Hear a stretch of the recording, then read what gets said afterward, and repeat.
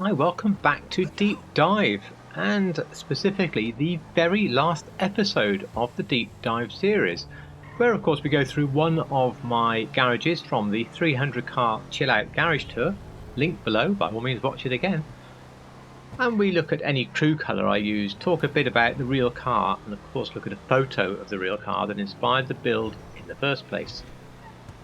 I use the auto shop for my classics because with the specific livery I have selected for the auto shop, I think it looks absolutely wonderful as a classic car setting, and if you do the same as me, it's one I highly commend to you.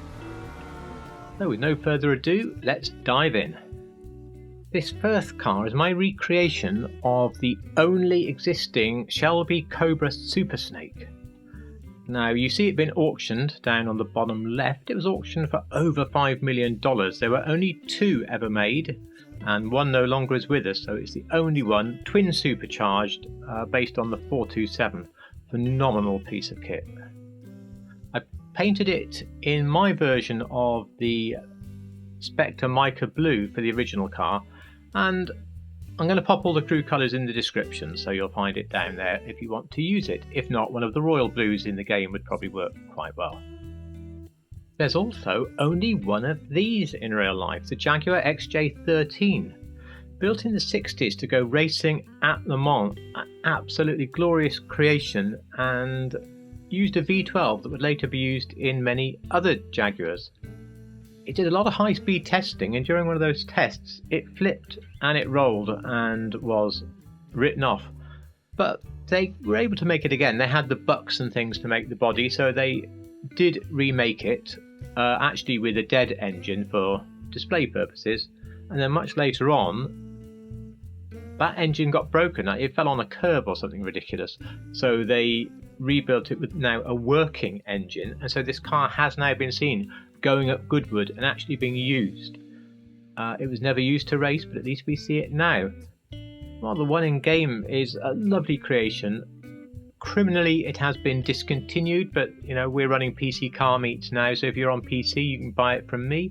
If you're on console, I'm sure you can find somebody to buy one off. And if you like classic cars, this is something I do really recommend, and it's fun to drive as well. Now, this lovely little car is of course the Lancia Stratos, or the Tropos Rallye in game. I've had it built before, and I think even shown on a video as the Alitalia liveried rally car, which is a superb build on the car, and in fact that's what it is again now in my rally collection. But of course they built plenty of road going cars because you have to homologate your race cars, and so I built mine on one of these. I love this blue colour as well. That's why I specifically built this one when I saw the colour. Again, it's down below if you want the crew colour. Lovely car. And on now to another colour I like, this lovely green colour. Again, code down below.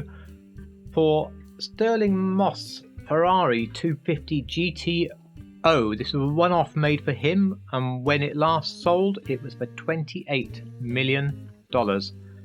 Now, the car's discontinued in the game. There's also a different version that has more customization. I'm not sure. Sorry, you'll have to look and see if that one is available at the moment. I never bought this car. I won it on the wheel.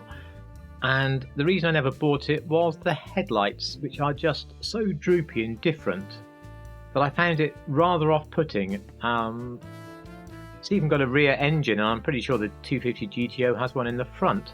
So it's quite different to the real car. I still keep the car because it's discontinued. I know it's going to be harder to have back. Now, same story again really with the next car. It's the Roosevelt, but you can also get the Roosevelt Valor with a lot more customization. But handily, the standard Roosevelt does pretty much exactly make Al Capone's town sedan. So that's what I did with it here. I can't remember now if I've still got the car locked away in my dark and dingy arcade or whether I've got rid of it. But ultimately for me, this is about the only build you can put on the car. It has a nice horn and it sort of drives okay, but it does nothing for me apart from individuals. Now, I hope you like this. I thought it was quite cool that we get the Lampadati on the poster, then the real one. Look at that. So it's the Casco in game, the Maserati 3500 GT in real life. I have to say, I think this is a good looking car in the game. As you compare car to photo, you'll realise there's not too many differences. The car is very recognisable. It drives okay as well.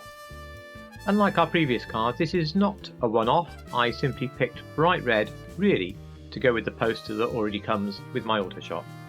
Moving on then to the Glendale, it is the standard one. There's also a custom available. Based on the W114 or 115 Mercedes. I struggled for a while to make something nice with this, so in the end I thought I'd go for just a nice period colour, this primrose yellow. Code is down below again for that. Main disappointment with the car is that of course I had to just go with chrome hubcaps. I couldn't have matching coloured hubcaps that would look nice. And that is the reason that in fact since this video the car went to Benny's, got turned into the custom, got lowered, given some big alloys and a different paint job, and it now resembles a car I saw in Stance Works, which looks really cool. And if anybody wants to see that, the build can easily be done on a Let's Build. On now to the Oldsmobile 66 Club Coupe, or the Broadway in-game. You saw this in the introduction, and for the oldie worldy cars I rather like this one. It certainly drives better than a lot of them. Initially I was trying to make the one in the photograph. I was trying to sample the colour and I was certainly some way off with the colour, but you know, I like the colour it came up with so much I actually chose to keep that colour. So there we are, it is a unique colour, probably not based on a real life one, but it looks like it could have been.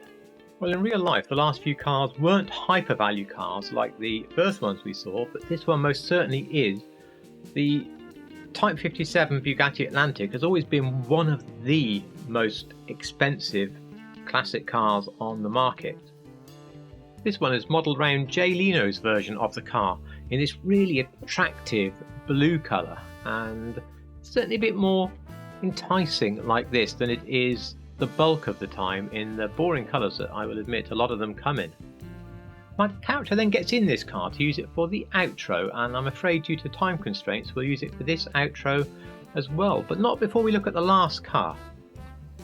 This is Queen Elizabeth II's Rolls-Royce Silver Cloud 3, and the Enus Stafford is very closely based on that car.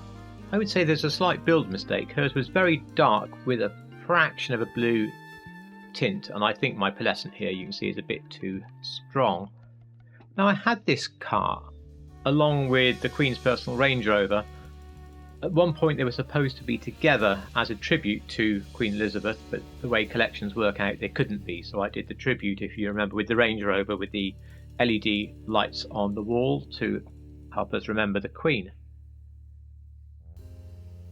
Now it's pretty slow, it really isn't all that much to drive. The only use it is to build cars like this, old Rolls Royces.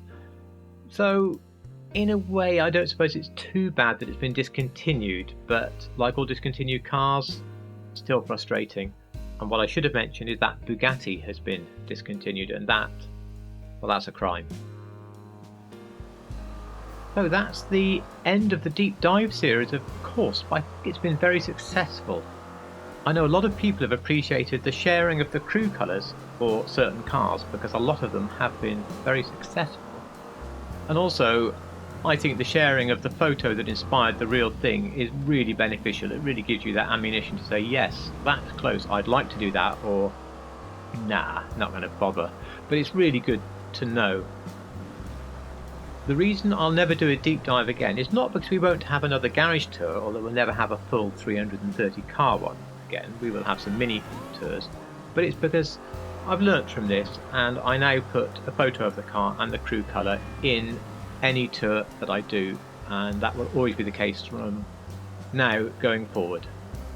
The Sunday evening slot will be build videos from now on, which is fantastic. It means we can get many more builds out there, and I'm pleased to announce that finally, after I don't know how many months, I can only apologise, but finally next Sunday's video will be the Porsche 911 Manufacturer's Challenge. So 5 very different cars, and in fact a couple of bonuses on the Comet S2, and I really hope you can join me for that. And in the middle of the week we'll squeeze in 1 or 2 more of the subscriber requests as well. Thank you for choosing to watch Deep Dive series, and in fact everything else you choose to watch. The money from the adverts goes to charity, to War Child, so disable your ad blocker for my videos if you would be so kind. That would be great. No mid-roll ads anyway. If you like real cars in GTA and you're not subscribed, then please do subscribe. That would be really very much appreciated. And of course I'd love a like if you like the video. Otherwise, the sun is setting on Deep Dive. Thank you so much for watching.